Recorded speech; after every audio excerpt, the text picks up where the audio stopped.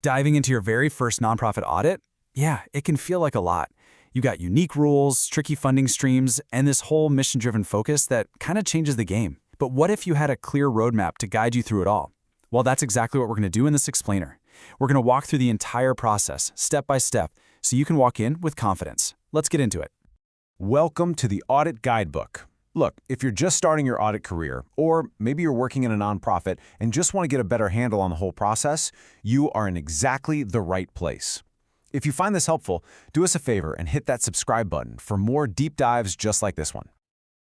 So, to make this whole thing manageable, we've broken the audit journey into 4 key stages. First, we'll cover setting the stage. That's all about planning. Then we'll get our hands dirty with the core fieldwork. After that, we get to the really crucial part, forming your opinion. And finally, we'll wrap it all up with reporting and what's next. Let's jump into part 1. All right, Section 1, setting the stage. I can't stress this enough. This is the most critical phase of the entire audit. Seriously, a poorly planned audit is pretty much guaranteed to run into trouble down the line. You have to think of this phase as creating a detailed blueprint for a house. Without it, you're just guessing. So, what does planning actually involve? Well, it's about becoming an expert on the nonprofit before you even peek at a single number. You're going to dig into their mission, their funding, their programs, all to sniff out potential financial risks. You know, things that are really specific to nonprofits, like mishandling restricted donations or messing up grant compliance. That deep understanding is what lets you build an audit plan that's actually effective. We can boil this all down to 3 key pillars. It's a simple flow. Step 1, you truly understand the organization. Step 2, you figure out where the financial risks are hiding. And Step 3, based on all that, you develop a smart, tailored audit plan. See, it's a logical path that sets you up for success right from the start. To make this all feel a bit more real, let's use a case study. We'll call it the SG Foundation.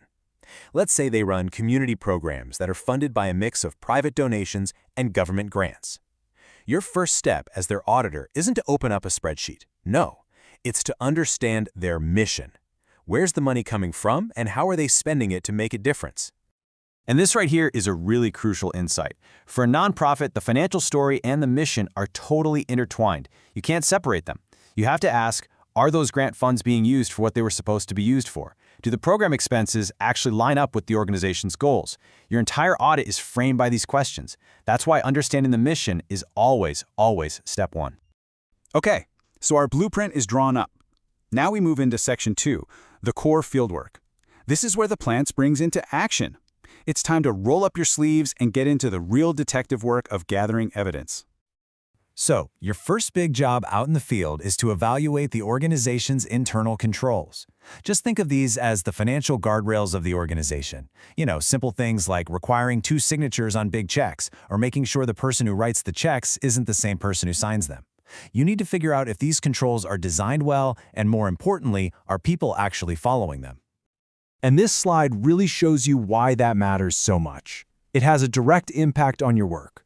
If you find strong controls, like that 2-signature rule for big payments, you can trust the system more and do less detailed testing.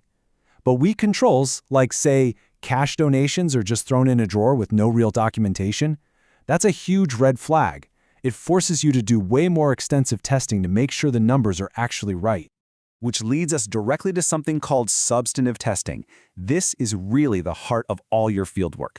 After you've checked out the internal controls, you move on to testing the actual transactions themselves. This is where you gather cold, hard evidence to prove that the income, the expenses, and the assets they're reporting are real and accurate. So for our SG Foundation, this would mean you're literally matching their donation records to the deposits in their bank statements. You'd be pulling invoices to make sure the program costs are legit. You might even go out to the parking lot and physically lay eyes on that new van they bought for a project. You'd also do some analytical stuff, like asking, hey, why did administrative costs suddenly jump so much compared to the budget? Every single test is another piece of the puzzle.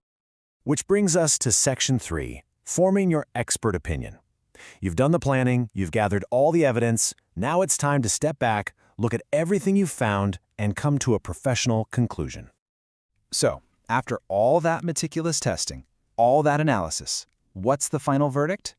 Do the financial statements give a true and fair picture of the organization's financial health? This is the one big question your entire audit has been leading up to. And your answer comes in the form of one of 4 types of opinions. Now, the one everyone is hoping for is an unqualified opinion. That's the clean bill of health. A qualified opinion is a step down. It basically says, yeah, things look good except for this one specific issue. An adverse opinion. That's a major red flag. It means the financials are fundamentally misrepresented, or what we call materially misstated, and nobody should be relying on them. And finally, a disclaimer of opinion is what you issue when you just couldn't get enough evidence to form any opinion at all. Each one of these sends a really powerful message. All right, we're in the home stretch. Section 4, reporting and what's next. Coming up with your opinion is obviously critical, but communicating it effectively, that's just as important. You're going to have 2 main deliverables. First up is the audit report. This is the formal, public-facing document. It goes to the board, it has your official opinion, it's the big one. But then you also have the management letter. This is a private, confidential letter just for the organization's leadership. It's where you'll point out any weaknesses you found in their internal controls and give them practical suggestions for how to fix them. And the process doesn't just stop there. The final step is really the follow-up. See, the whole point of an audit isn't just to find problems. It's to help the organization get better. So management is expected to take your recommendations and do something about them. And guess what? You'll be checking up on their progress during next year's audit. It's really a continuous cycle of improvement. So let's just quickly recap our audit roadmap. It all starts when you plan first, building that solid foundation on understanding the nonprofit's mission. From there, you investigate thoroughly, testing the controls and gathering evidence. That allows you to conclude objectively with a professional opinion, which you then report clearly to help the organization move forward. And there you have it, your guide to the nonprofit audit process. We really hope this breakdown gives you a clear framework for your next engagement. By following these steps, you can go from feeling uncertain to feeling confident, and you'll be providing real value to the organizations you work with. And hey, be sure to check out our other videos for more. At the end of the day, the goal of an audit isn't just about checking boxes. It's about building trust. By helping ensure financial integrity, you're playing a key role in helping that nonprofit fulfill its mission. Thanks for watching the Audit Guidebook, where we help you learn, apply, and advance.